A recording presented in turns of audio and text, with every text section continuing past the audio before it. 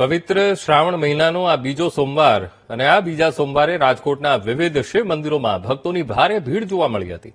ભગવાન શિવની વિશેષ પૂજા અર્ચના માટે ભક્તો વહેલી સવારથી જ મંદિરમાં લાઇન લગાવી રહ્યા હતા અને ખાસ કરીને તો રાજકોટના પ્રાચીન પંચનાથ મહાદેવ મંદિરે પણ ભક્તોની ઘણી મોટી સંખ્યા જોવા મળી.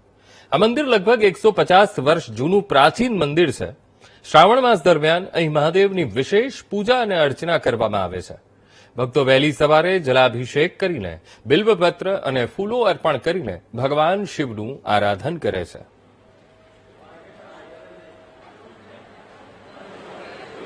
આજે સવારના 4:30 વાગ્યાથી ભક્તોની ભીડ જામી છે.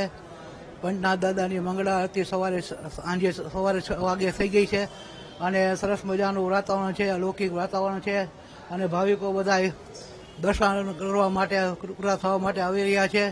અને આજે ખાસ કરી સોમવારે બપોરના ઘીની મહાપૂજાના દર્શન છે. સાંજે સંધ્યા આરતીમાં પણ બહોળી સંખ્યામાં ભાવિકો આવે છે અને કૃત્યાર્થ થાય છે, દર્શન આરતીનો લાભ લે છે. બહુ જ મહત્વ છે અને આ 150 વર્ષ છે આ પંચનાથ મહાદેવ છે અને પૂજારી બધા વર્કરો બહુ જ સારી ધ્યાન આપે છે અને યાત્રાળુઓને દર્શન સારી રીતે થાય છે. સવાર સાંજે આરતીનો લાભ લે છે.